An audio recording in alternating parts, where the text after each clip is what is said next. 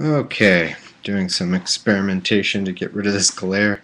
It's going to involve me, holy shit, I already got a viewer. Sorry, it's going to involve just a second of prep work here. Hey viewer, if you're actually there, can you tell me how the picture looks? Because I had to turn down my screen brightness a ton just to get that glare out of my eyes, so I can't really see anything. But I'm hoping that helped. So if you're actually there, please tell me if it looks fine. Right now I can't. Oh, there we go. Just gotta get over here. I just have to load up the reading and then do the reading. Then I'm totally ready after that. Just gotta do all my prep work. Now I'm ready to go. All right. Haven't started the audio recording yet, obviously. Alright.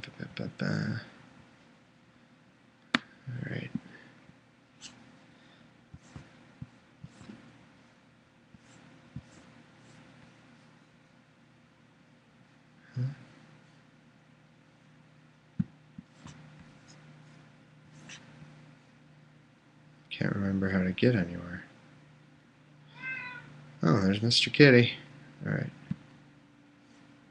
Ah, crap, how do I find... I don't know where the Ustream thingy went. No. I can't control it. What do I... Sorry. I'd stop recording if I could. Oh, there it is. Found it. Okay. Sorry that's probably recorded down here now, but that's what happens when you're terrible at what you do. So I'm going to start the audio here. Ready? I hope you guys can hear that. That's the cat indicating he's ready. Cat says I'm ready. I don't know what you're doing. Whoa, this is all messed up. But that's okay. Delete that. Cat, quiet.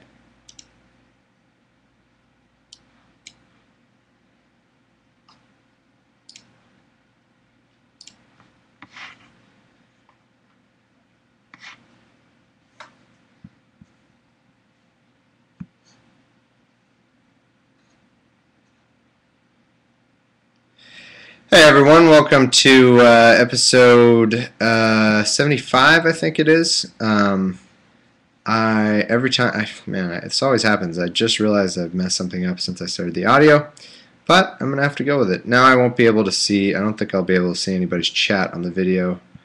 Okay, went to the wrong place. What am I saying? What am I trying to say right now? I'll check it from time to time, but I'm going to be looking on the computer I'm recording on for my notes, so because of trying to minimize glare issues, because all the audio listeners were complaining that there's a huge glare in my glasses, so I'm trying to cut that down for the for the audio version. I'll get this mic out of the way a little bit. Okay. And the good news is you're fired. No, the good news is we're starting episode... No, what am I trying to say? We're finishing 2 Samuel today. Even though the reading... We weren't due to finish it. We were due to leave one chapter and then finish it next time. But I was like, I'm not going to leave one chapter of this book. I'm going to finish this crappy book. So that's what happened. I don't know if you can... Cat is whining like crazy. I don't know why. I hope you can hear that. Kitty! I'll try to get him on camera if he comes over here, but he doesn't like me because I don't like him. We don't like each other. That's... Cat, shut up! He pretends like he doesn't understand what I'm saying, which is just really frustrating. So I know he does. All right, let's get into what we're actually doing, which is the Bible. So this is 2 Samuel 21. Then there was a bad start. Gotta get some water. Sorry about that. Take two. Then there was a famine in the days of David 3 years, year after year. It's kind of year after year. Since it was only 3 years, you might as well say year after year after year, right? Why did they cut it off after that? Anyway, I didn't think of that till I just read it. And David inquired of the Lord. And the Lord answered, It is for Saul and his bloody house, because he slew the Gibeonites. Right away, already awesome. Because he slew the Gibeonites. So, like, no, or also, one of the commentators, there's one that's like seems to be kind of honest. I don't know. It is weird. I'm not sure I trust him, but you know, he's probably working toward something, plotting something. But no, he's honest, and he says no such fact is mentioned in the life and the transactions of Saul, nor is there any reference to it in any other part of Scripture.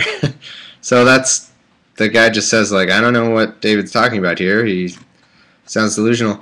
But I love that. It's such a great system. There's a big famine, right? And all you need to do is just say, like, all right, guys, I talked to God about the famine. I know you're all dying and everything. I asked God. Here's what he said. The Johnson kid's been masturbating too much. So we're gonna need the Johnson kid. I swear to God, first name that came to my mind. I don't know why. I didn't mean to do that. Yeah, the Johnson kid.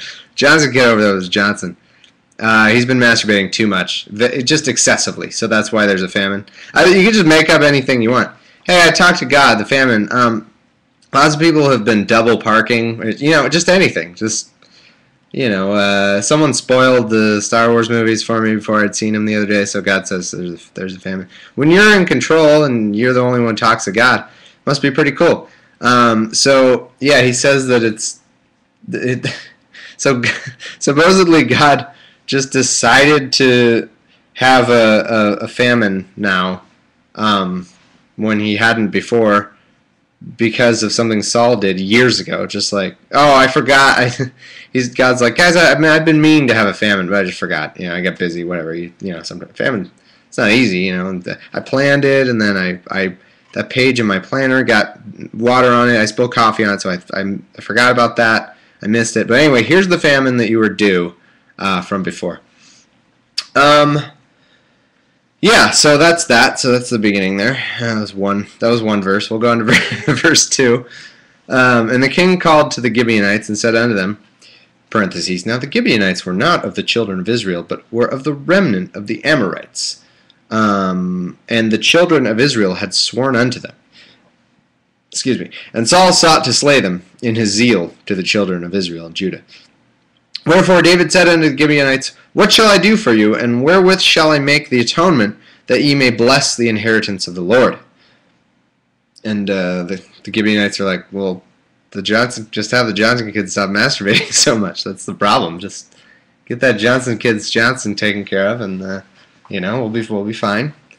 No. And the Gibeonites said unto him, we will have no silver nor gold of Saul, but shitloads of bronze. No, nor of his house. Neither for us shalt thou kill any man in Israel. And he said, what ye shall say, that I will do for you. And they answered the king, the man that consumed us and that devised against us, that we should be destroyed from remaining in any of the coasts of Israel. Let 7 men of his sons be delivered unto us, and we will hang them up unto the Lord in Gibeah of Saul, whom the Lord did choose. And the king said, I will give them. So that's interesting. So they say, to appease the Gibeonites, he's like, so what do you guys need? Can I get you anything? You okay? We want to get rid of this famine. So anything we could do. And they said, well, you could give us 7 of Saul's sons to murder. He's like, yeah, all right, yeah, okay. 7? Yeah, okay, yeah, yeah, I'll do that. No debate there, really. So obviously, David must have known this could happen, right? I didn't really get into, I didn't do any research on if anyone gives a shit about this little occurrence, but he had to have known this, right? Because David goes, okay, start with let's start with item 1. There's not actually God who's talking to them. So, therefore, the way he must have come to this decision was just to pick something that Saul did that, it's naturally he's not going to say it's anything he did, So he's going to blame God's little famine on Saul, But he must know. He must have known ahead of time that, or maybe who knows? Maybe he planned with the Gibeonites. Was like, look, I'm going to blame this whole. What if it was the politics then were a lot like politics now, where really I don't think we have any idea of what's really going on, and it's all kind of behind closed doors, and maybe he talked to the Gibeonites ahead of time, and we're like, listen, I got this famine thing. We're trying to paint this famine on something else. You know, I don't want people to start blaming me. So we're gonna say it's Saul's fault for killing you guys. Now I'm gonna ask you what you need. You know, what demands you have, and I'm gonna give them to you. So I bet you they coordinated it down. And then who knows? Maybe they started as 10 sons, or like, I want 10 sons and 4 daughters. And they're like, well, let's just go 5 sons, final offer. And, you know, they negotiated into 7 sons. Otherwise, I think there would be more haggling, but no. Holy crap, 3 viewers. Those must be fake. Where did I stop? Oh, but the king spared Mephibosheth, the son of Jonathan, the son of Saul, because of the Lord's oath that was between them, between David and Jonathan, the son of Saul. Thank you for clarifying. But the king took the 2 sons of Rizpah, the daughter of Aiah, whom she bare unto Saul, Armani, Armani with an O, so that's interesting, and Mephibosheth, and the 5. What? I thought they saved Mephibosheth. She bare unto Saul, Armani, and Mephibosheth. And the 5 sons of Michal, the daughter of Saul, whom she brought up for Adriel, the son of Barzillai, the Meholathite. And he delivered them into the hands of the Gibeonites, and they hanged them in the hill before the Lord. And they fell all 7 together, and were put to death in the days of the harvest, in the first days, and beginning of the barley harvest. And it made no difference on the famine. I wish they had that sentence. I mean, I'm sure it didn't, obviously. Why would... I love how I just said, this is how pervasive this culture is. I just said, I'm sure it didn't have any effect. Like, yeah, I know it didn't have any effect, but I still feel like the Bible was going to say it did, you know? So I think that's why I hesitated, but I think I was afraid the next sentence I read was going to be, and it had a great effect on the famine. Tons of famine was gone. There was a lot less famine. And Rizpah, the daughter of Aiah, took the sackcloth and spread it for her upon the rock, from the beginning of harvest until water dropped upon them out of heaven, and suffered neither birds of the air to rest on them by day, nor beasts of the sea. No, wrong, it's beasts of the field, by night. And it was told David what Rizpah, the daughter of Aiah, the concubine of Saul, had done. And David went and took the bones of Saul and the bones of Jonathan his son from the men of Jabesh Gilead, which had stolen them from the street of Bethshan, where the Philistines had hanged them, when the Philistines had slayed Saul in Gilboa. And he brought them from thence, the bones of Saul and the bones of Jonathan his son, and they gathered the bones of them that were hanged, and the bones of Saul and Jonathan his son buried they. Tricky. Can't say they buried them. They have to say buried they in the country of Benjamin in Zela or something. In the sepulchre of Kish his father. And they performed all that the king commanded, and after that God was entreated for the land. Okay, so yeah, it's great. Everything's great because they killed some people. Moreover, the Philistines had yet war again with Israel, and David went down and his servants with him and fought against the Philistines, and David waxed faint. And Ishbim, oh, this is awesome. This is the best name to ever happen. Ishbibenob. B-N-O-B. Bring your own beer. What is that? Ich bin ein Berliner. Ishbibenob. Wow, that's really hard. Ishbibenob. That sounds like something I call Mr. Kitty. Ishbibenob. Oh, come here, little Ishbibenob. Ishbibenob, where are you? No, he doesn't answer to Ishbibenob, apparently. Not gonna humor me with a meow or anything. God, he knows he's doing it. He knows he could have meowed right there to support me in my comedy attempts, but he's like, oh, you know what I'm gonna do? Not meow. I'm definitely gonna not meow or come over here because that would be what he'd want me to do. I love him, I hate him. I both those things with Mr. Kitty. Now where am I? Now that I've got this system isn't going to work for the next episode. I just thought I'd try it to get rid of the glare, but now I get lost every time as I pan over. Anyway, more over the... wait, no, I read that. Oh, yeah, that's right. I was on Ishbibinab. Oh, Ishbibinab. Where's that Mr. Ishbibinab? You guys think I'm nuts now.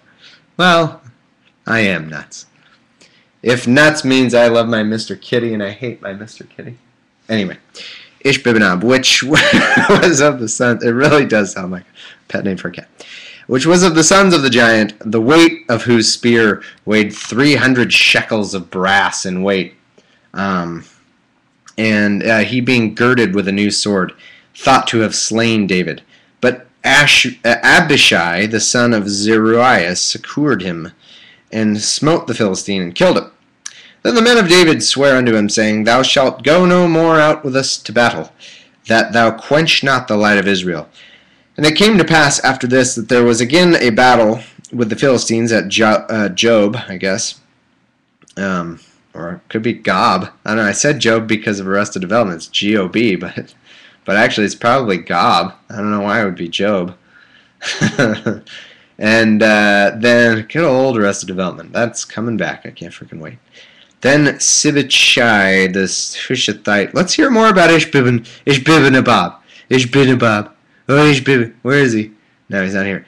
Then a Bethlehemite slew the brother of Goliath, the Gittite, the staff of whose spear was like a weaver's beam. And you know how some sort of quality those weaver's beams are. Oh boy, are they whatever quality they're hoping that we would know from that description. Yes, sir. It was as whatever as a weaver's beam is. That's how something it was. That's, yeah. I just love these similes or whatever that are completely lost on us. Oh yeah, man, that staff was it as small as a weaver's beam? I don't know. Like a weaver's beam is pretty. I mean, to me that sounds a weaver. Like it sounds like some tiny thing that they weave the threads with. I have no idea, but apparently it's a giant. So I think it's a giant. So maybe weaver's beams are huge. I don't know, but it's just funny that we don't know what how So it's as whatever as a weaver's beam is whatever. And there was yet a battle in Gath, where a man of great stature that had on every hand 6 fingers, and every foot 6 toes, and 24, and on every arm he had 6 arms, and on every he had just 6 of everything, 6 heads. Every hair was 6 hairs, so he had roughly 6 times the number of hairs that he had. Also, he was born to the giant. And when he defied Israel, Jonathan the son of Shimeah, the brother of David, slew him. These 4 were born to the giant in Gath, and fell by the hand of David and by the hand of his servants. Okay, so this is funny. I think what happened is, I think they had a meeting and were like, look, David, your popularity has taken a huge hit after the whole rebellion and the whole second rebellion and probably a third. I don't know. I've lost track of how many rebellions there were. We need to get you back to why the people loved you in the first place. You know, that's stories of questionable authenticity about you beating slightly large people, as in David and Goliath.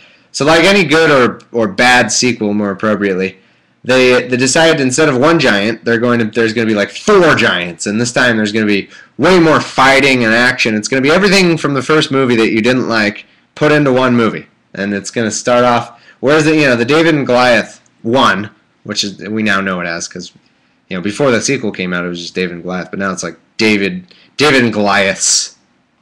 2 David, 2 Goliath. The stupid sequel names. 2 David, 2 Goliath. Yeah, number 2 David, number 2. Anyway, that was whether the first one, David and Goliath 1, which everyone loved. Like that's universally a good movie. That one was slow moving. It was cerebral, very. It's very psychological. Is he gonna fight this giant? How's this gonna work? And then there's like one good fight scene at the end where the giant happens, and that's it. But then when they make the sequel, 2 David, 2 Goliath, or it's like David 4 Goliath, although that would be the 4th one, obviously. But still, there are four giants now, I think. It's going to start off with a car chase, you know. Like, you're right off the bat, the movie. Every sequel is like that. It's like, okay, this one's going to be more car chases. Even if it's like, the original movie was The English Patient. This is the timely reference. The sequel is like, okay, this one's going to start off with a car chase. And then there's going to be 27 more car chases. And it's going to end with a foot chase to a car chase. And like the very beginning, there'll be... I think I lost a viewer. I don't know. I shouldn't pay attention to that number, but someone came on and was just like, what the hell is he talking about? Yeah, you know, like the very beginning of the movie, it's going to be shaking. You're going to have no freaking idea what's happening. The camera. I love that handheld. It's not just handheld camera technique. It's this. You can't see. Those of you who aren't watching can't see this. It's not just like, I don't know who the asshole was who invented handheld camera. It makes me sick. Like, it's every action movie now is like the cameraman's in the middle of the fight. Like, he's doing this with a camera. It's like, I don't... Like, I understand you want to... Yeah, anyway. So, what the hell was I talking... Oh, that was the end of that chapter. So we're going to chapter 22. So yeah, the sequel, it's like they had a meeting and we're like, you know, this is what we're going to do. Because all of a sudden there's 4 giants for no reason that weren't there before. Anyway, this is chapter 22. And this one, unlike other chapters, is just totally boring. No, it's just a prayer that David says, or a song. Yeah, I'm not gonna give him the, you know, pleasure of having me sing their terrible song. I'm going to not sing it. Maybe we'll see how far I get without singing it. And David spoke unto the Lord the words of. I'm just gonna fast forward through this one because it's stupid. And then when you guys fast forward me, it'll be like even faster than fast forward. David spake unto the Lord the words of the song of the day, and the Lord had delivered him out of the hand of all his enemies and out of the hand of Saul. And he said, The Lord is my rock and my fortress and my deliverer, the God of my rock, in him will I trust.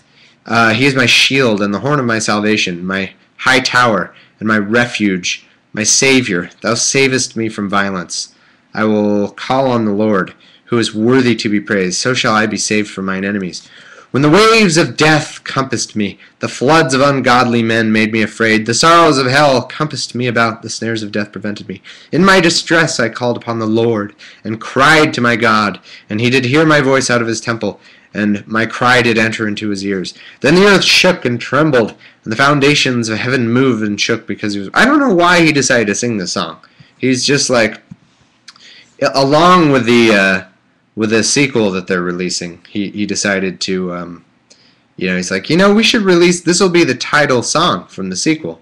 It'll be like the credit sequence, because we want to try to win the Oscar for Best Original Song in a soundtrack or whatever. I don't know why he's singing this to us. What does that have to do with anything?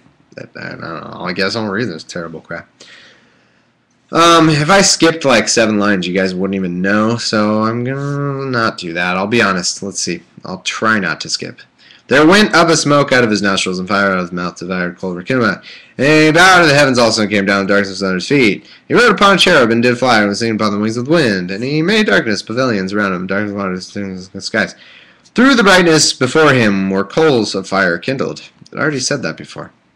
But that was through his nostrils. So he's kindling coal out of his nostrils and his like eyes or something. I don't know. There's a lot of coal around back then, just hanging out. The Lord thundered from heaven, and the Most High uttered his voice, and he sent out arrows and scattered them, lighting and discomfited them. And the channels of the sea appeared, and the foundations of the world were discovered at the rebuking of the Lord and the blast of the breath of the nostrils. He sent from above, took me, and drove me out of the men. God, this thing's not even close to ending, by the way. We're like a third of the way done with the song. Oh, man, I don't know if I can do this. Sorry. He delivered me from my strong enemy, from those that hated me, those too strong for me. They prevented me in the day of my calamity, but the Lord was my stay. He brought me forth also into a large place. He delivered me because he delighted in me. The Lord rewarded me, and this is all a song, by the way. Nothing's rhymed so far. This is no kind of song that I've ever heard of. The Lord rewarded me with according. I've only heard of songs that rhyme. The Lord with my righteousness, according to cleanness. I said cleanliness because I was correcting it, but no, it's cleanness. According to the cleanness of my hands hath you recompensed me. For I have kept the ways of the Lord. No, you haven't, you BSer. He has not done that. He's been bad many times, and have not wickedly departed from my God. For all his judgments were before me. Yeah, it's easy to just say this. Like, yeah, I've been great all my life. For all his judgments were before me, and as for statutes, sorry, I read that as statuses, because thinking of God's Facebook statuses, I did not depart from them.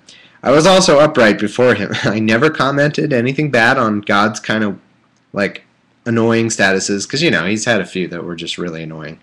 Like, God's totally vague booking.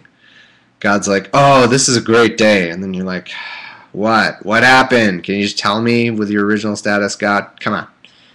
Therefore, the Lord hath recompensed me according to my righteousness, according to my cleanness, I keep doing that, in his eyesight. We are like halfway done with the song. God, I don't know if I can do it. With the merciful thou wilt shew thyself merciful, and with the upright man thou wilt show thyself upright. And with the downright man you will show yourself downright. With the pure thou wilt shew thyself pure, and with the froward. Oh, that's weird. It's actually froward, like forward, but with the R's and the O's transposed. At first I thought I was dyslexic, but it's froward. And with the froward and the furniture thou wilt shew thyself unsavory. And the afflicted people wilt thou save, but thine eyes are upon the haughty, that thou mayest bring them down. For thou art my lamp, O Lord, and the Lord will lighten my darkness. At this point, the Lord has left. Like, the Lord's like, oh yeah, just keep singing your song. I'll be here. I'm totally listening. You know, if my eyes close, I'm just focusing harder on your song. That's what's happening there. So just keep singing. It's good. It's great. I've already got the melody, or the lack of melody, stuck in my head. Yeah, God. There's no way God's sitting through this whole song. As for God, his way is perfect. The word of the Lord is tried. He's a buckler to all them that trust in him. For who is God save the Lord? That's a funny sentence. Yeah, guys, who is God save the Lord? Like, who's God except for the Lord? Man, I had never thought of that argument. If he's not God, then who is? No one. Who's God besides the Lord? No one, just the Lord. Who is rock save our God? Well, there's the rock. He's also rock, but God is my strength and power. But except for that one example, you're totally right. And he maketh my way perfect. He maketh my feet like hinds' feet, and settleth me on my high places, my high horse. He teacheth me my hands to war, so that a bow of steel is broken by mine arms.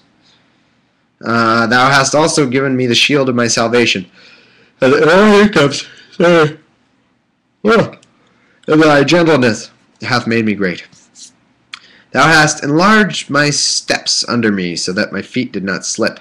I have pursued mine enemies and destroyed them, and turned not again until I had consumed them. Ugh. And I have consumed them and wounded them, that they could not arise. Yea, they are fallen under my feet. God at this point is thinking, like, this song about me is a lot about you right now. Like, I gotta say, this is not really... I thought this was my tribute song. This is just a tribute. For that, David started this with, this is the greatest and best song in the world. Tribute. For thou hast girded me with strength to battle. Them that rose up against me thou hast subdued under me. Thou hast also given me necks of mine enemies, that I may destroy them that hate me. They looked, but there was none to save, even unto the Lord, but he answered them not. Then did I... We're almost done, guys, with this chapter. Then did I beat as small as dust of the earth. I did stamp them as the mire of the street, and did spread them abroad. Thou hast delivered me from the strivings of my people, and hast kept me to be head of the heathen, a people which I knew shall not serve me. Strangers shall submit themselves to me. As soon as they hear, they shall be obedient unto me. Strangers shall fade away, and they shall be afraid out of their close places. The Lord liveth, and blessed be my rock, and exalted be the God of the rock of my salvation.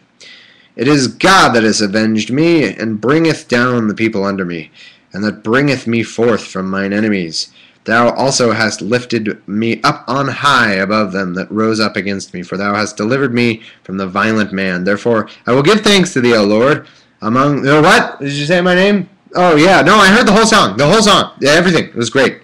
No, you don't need to play it again. That was it was a fantastic. I still hear it. I still hear it. If you play it again, it will ruin it because different parts of the song will clash because I have it really strongly in my head from intently listening to it just now. That's what the Lord said. And I will sing praises unto my name. He is the tower of salvation for his king, and he sheweth mercy to his anointed, unto David, to his seed forevermore. Oh God, we're done with that stupid one. Oh, I gotta take a second. Tribute. Okay, now we're on 23, and we only have one more after this. Thank the Lord. Okay, I'll look at my notes here. Yeah. Now these be the last words of David.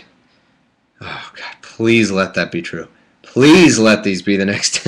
Can we just move? I mean, honestly, David wasn't as bad as most of the other ones. Like, he had his moments. I mean, just in terms of being interesting. He's gay, so that's interesting for the Bible, for biblical times. He had some weird crap. I don't remember. Honestly, I already blocked it. Fighting another yawn. Oh, God. It's weird. Something about it. Something about the Bible. Just makes me do it. I only yawn like a tenth as much as I want to yawn, too. Like, I'm constantly like, oh, I gotta not yawn. That's bad potting. But sometimes it's so bad. No yawn. Where's that cat? Where's my Babbin? I already forget the name. Ish Bibabad. Ish Binaben. Boo. I don't know where he is. Okay. So these be the alleged last words of David. I don't buy it, but we'll see. David, the son of Jesse, said, and the man who was raised up on high, the anointed of the God of Jacob, and the sweet psalmist of Israel said, the Spirit of the Lord spake by me, and his word was in my tongue. And the God of Israel said, the rock of Israel spake to me, he that ruleth over men must be just, ruling in the fear of God. And he shall be as the light of the morning, when the sun riseth, even a morning without clouds, as the tender grass springing out of the earth by clear shining after rain. Although my house be not so with God, yet he hath made me an everlasting covenant, ordered in all things, and sure, for this is all my salvation and all my desire, although he make it not to grow. But the sons of Belial shall, Belial shall be all of them as thorns thrust away, because they cannot be taken with hands. But the man that shall touch them must be fenced with iron, and the staff of a spear, and they shall be utterly burned with fire in the same place. These be the names of the mighty... Here we go, names. These be the names of the mighty men who David had. The Tachmonite that sat in the seat, chief among the captains. The same was Adino, the Esnite. He lifted up his spear against 800 whom he slew at one time. Yeah, 800 at a time. I'm sure that's totally true. 100% true. It might have even been more than that. That's how true it was. And after him was Eleazar, the son of Dodo, the Ahohite. That's a weird one. Ahohite. Ahohite. Ahohite. One of the three mighty men with David, when they defied the Philistines that were gathered together in battle, and the men of Israel were gone away. He arose and smote the Philistines until his hand was weary, and his hand clave unto the sword. And the Lord wrought a great victory that day, and the people returned after him only to spoil.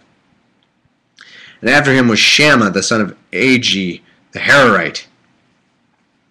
And the Philistines were gathered together into a troop, where was a piece of ground full of lentils. The people fled from the Philistines. But he stood in the midst of the ground and defended it, and he ate every last one of those lentils, and slew the Philistines, and the Lord wrought a great victory. And three of the 30 chief went down and came to David in the harvest time under the cave of Adullam. So I guess they're going to war again. I honestly lost track of what's even happening right now. It's some weird... I thought he was saying his last words. Raised up, God, psalmist, Spirit of God, speaking of... But I don't know what he just did. I think he went to war again.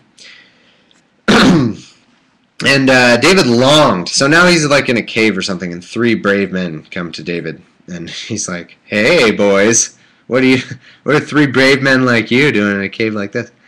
And David was then in a hold, and the garrison. Okay, he's in a hold and a garrison, whatever.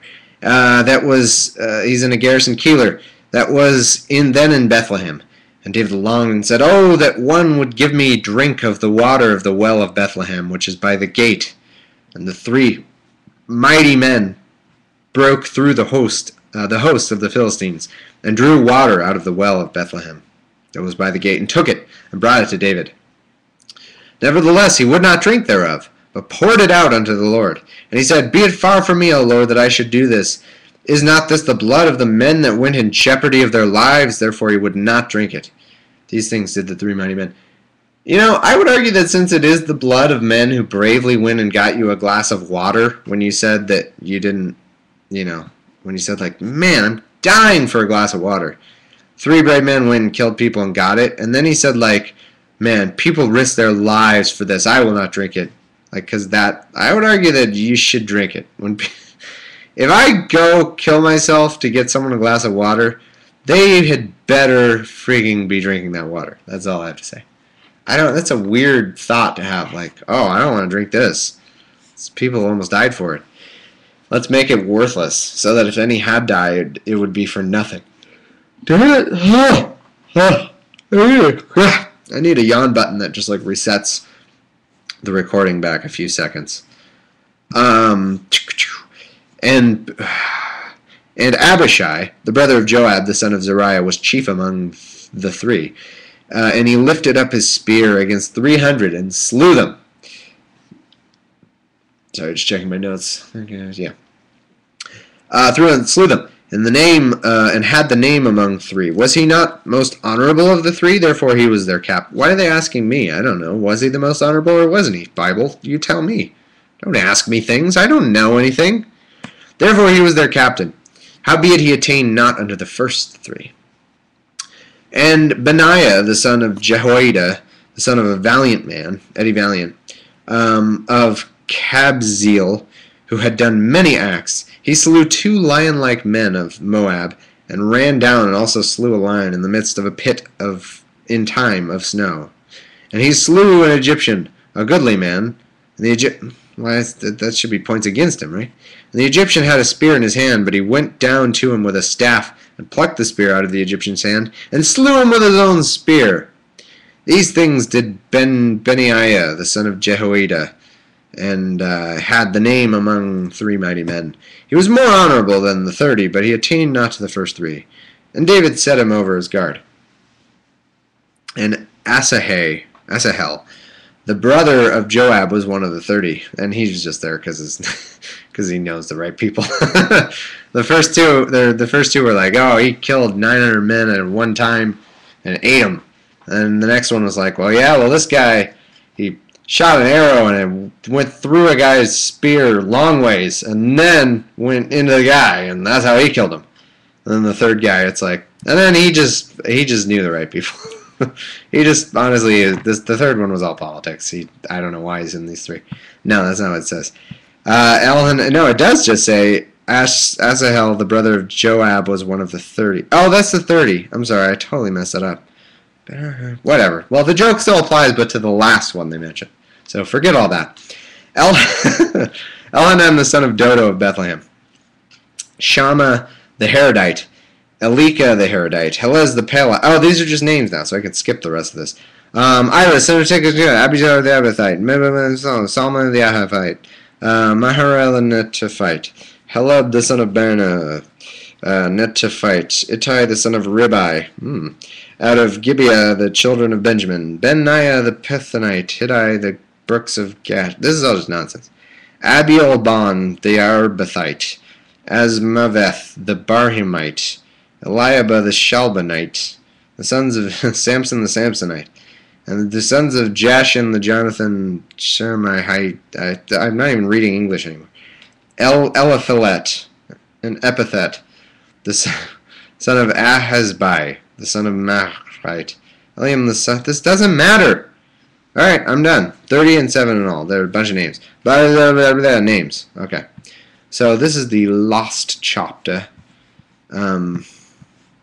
Okay, chapter 24. This is the last chapter of the book. We're moving on to a new book after this.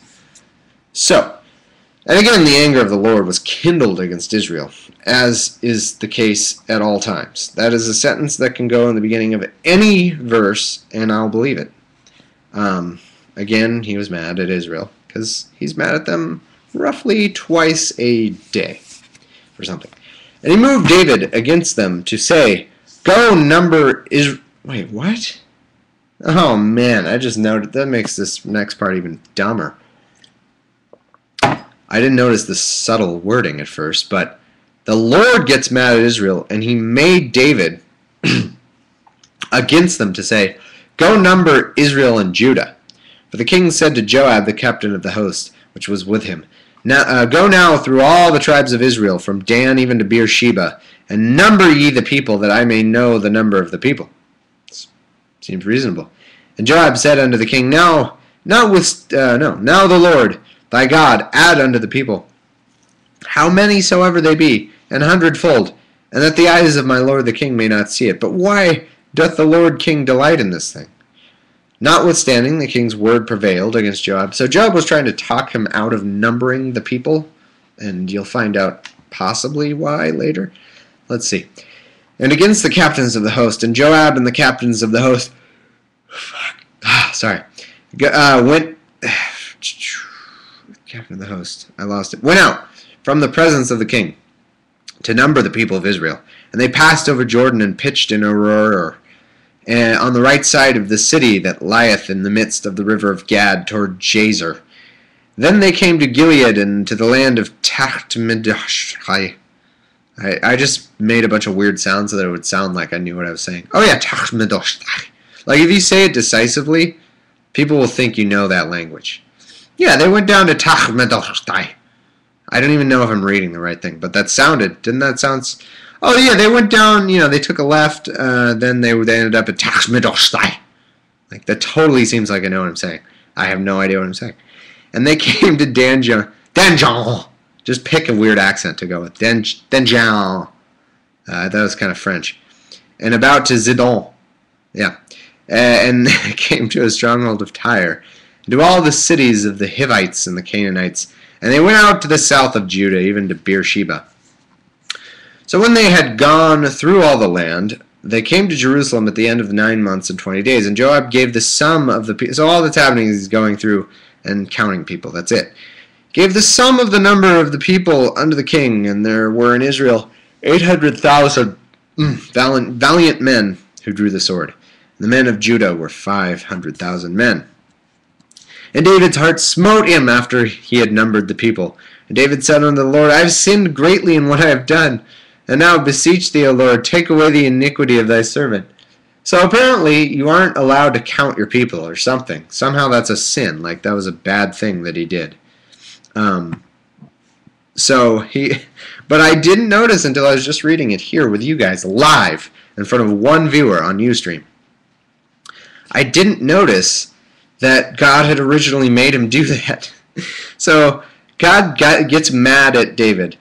And so God he decides, I'm going to make David do something sinful that is only sinful because of no reason. Like he just decided it was. And then so David does. And then David's apologizing. He's like, oh, what have I done? Who can read this book and think this is anything? So he makes him sin. And it's not even a sin. I'm just dumbfounded. I don't even know what to say. I wish I had discovered that the first time because I would have prepared something to say. I didn't see that little bit that said God moved him to do this. So he comes to God and is like, man, I've been sinning. God's like, I know. Believe me. And David said unto the Lord, I have sinned greatly. And I beseech thee, O Lord, take away the... Oh yeah, I read that. So he's like, do whatever. I've done foolishly. For when David was up in the morning, the word of the Lord came unto the prophet Gad, David's seer, saying, Go and say unto David, Thus saith the Lord, I will offer thee 3 things.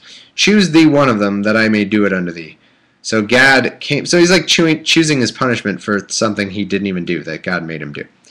So Gad came to David and told him, and said unto him, Shall 7 years of famine come to the end of thy land, or wilt thou flee 3 months before thine enemies while they pursue thee, or, that there be 3 days pestilence in the land. Now advise, and see what answer I shall return to him that sent me. David said unto Gad, I am in a great strait. Let us fall now into the hand of the Lord, for his mercies are great, and let me not fall into the hand of man. Oops. So he pretty much said, like, look, I can't choose. I just let God choose the one that he sees fit. And of course God's like, oh yes, I'm choosing the worst one. There he's getting I'm giving everyone anal lice, which I just made up. I don't know if that's real, but everyone's getting that right. That's what God chose. No, I'm just pretending I don't know that that's real. Yeah, I've definitely never had that. No. And Gad came. So then to continue this weird story, keep in mind this is like almost the end of David's masterworks, which I guess is Samuel's masterworks because it's still 2 Samuel. But this is like the end of this, and this is how he's doing it. It just seems really boring. So where am I? So the Lord sent a pestilence upon Israel from the morning even to the time appointed, and there died of the people from Dan to Beersheba 70,000 men. Wait a minute. How did they know how many people died unless they counted them? Oh, send on another pestilence. Not allowed to count your dead, sorry. Try again. This time the punishments will be even worse. So you can't count anybody. That's against the law. And David, according to the saying of Gad, went up as the Lord commanded. And Araunah looked and saw the king and his servants coming on toward him. And Araunah went out and bowed himself before the king on his face upon the ground.